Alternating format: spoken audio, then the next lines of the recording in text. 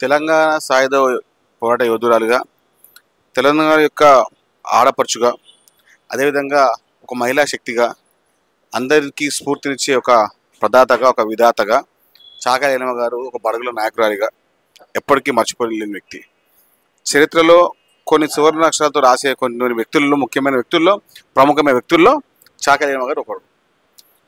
తెలంగాణ సాయుధ పోరాటంలో అసలు బాసిన ప్రతి ఒక్కరికి, అదేవిధంగా పోరాటం చేసే ప్రతి ఒక్కరికి చాకలి ఐలమ్మ గారు తెలుసు. ఎందుకంటే అప్పటి రథకారుల యొక్క దౌర్జన్యానికి, వారి యొక్క హింసత్వానికి దూరంగా, వ్యతిరేకంగా ఎన్నో పోరాటాలు చేసినటువంటి చాకలి ఐలమ్మ గారి యొక్క 129వ జయంతి సందర్భంగా వారి యొక్క పోరాట స్ఫూర్తి మాకు అందరికీ రావాలని చెప్పి, అదేవిధంగా భవిష్యత్తు తరాలు కూడా వారిని మర్చిపోని విధంగా, వారి యొక్క సేవల్ని మర్చిపోని విధంగా, వారి యొక్క విధానాలను మర్చిపోని విధంగా కాంగ్రెస్ పార్టీ ఆమెకు ఘన నివాళులర్పించింది. ముఖ్యంగా ముఖ్యమంత్రి రేవంత్ రెడ్డి గారు చాకలి ఐలమ్మ గారి యొక్క వంశాకురాలైనటువంటి వారి మనవరాల్ని, శ్వేత గారిని మహిళా కమిషన్ సభ్యురాలుగా నియమించడం చాలా హర్షణీయం.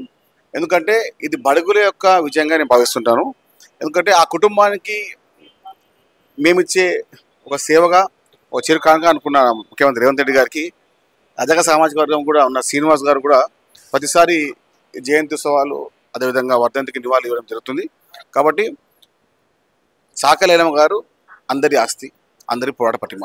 కానీ బీజేపీ పదే పదే ఏమని ఆరోపిస్తుందంటే అన్న, చాకలి ఐలమ్మ కోటి ఉమెన్స్ కాలేజ్ పేరుని చాకలి ఐలమ్మ పేరు చేసిన అంతవరకు ఓకే, కాకపోతే చాకలి ఐలమ్మ విగ్రహం కూడా కోటి ఉమెన్స్ కాలేజ్లో ఉండాలి, ఇంతవరకు లేదు. ఏది చూసినా కూడా బీసీలను వాడుకొని కాంగ్రెస్ ఓట్లు వేయించుకుంటుందని పదే పదే ఇందాక లక్ష్మణ్ గారు కూడా అదే మాటలు అంటున్నారు. ఆయన బీజేపీ అధ్యక్షుడు ఎందుకు తీపోయాడు? ఆయన మన ఆయన పేరు బండి సంజయ్ ఎందుకు తీసిరు? బీసీలు కదా వాళ్ళు, మరి వాళ్ళు ఎందుకు తీసిరు బీసీ అధ్యక్షుడిగా? అంటే కిషన్ రెడ్డిగా అంత తోపా, అంత తురుము కానా చెప్పండి? అంటే బీసీ అయినటువంటి డాక్టర్ లక్ష్మణ్ గారు, బీసీ అయినటువంటి బండా దత్తాత్రేయ గారు, బీసీ అయినటువంటి ఈయన సంజయ్ గారు పనికిరారా? ఈయన తురుము కానా, ఈయన దారికార్యా? ఎట్లా మాట్లాడతారు పిచ్చి మాటలు? అక్కడ ఉందా వాళ్ళకేమన్నా?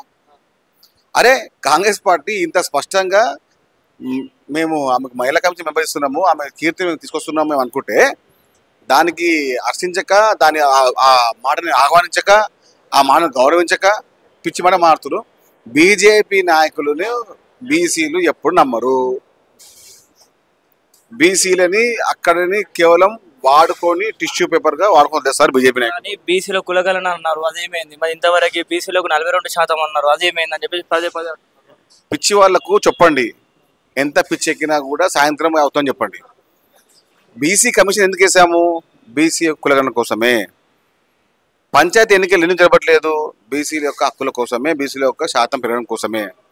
ఇంత స్పష్టంగా ఇంత మేము వ్యవహారం చేస్తుంటే, ఉంటే టీవీల ముందు మాట్లాడేసి వ్యవహారం చేస్తుంటే బీజేపీ నాయకులకు, బీఆర్ఎస్ నాయకులకు కొంచెము మైండ్ తప్పి బ్లాక్ అయిపోయింది.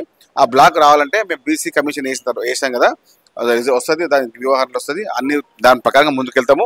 బీసీల యొక్క శాతాన్ని పెంచే విధంగా ముఖ్యమంత్రి రేవంత్ రెడ్డి గారు బీసీలకు రాజ్యాధికారం వచ్చే విధంగా, బీసీల యొక్క రాజకీయ వ్యవహారాన్ని పెంచే విధంగా ముందున్నారు.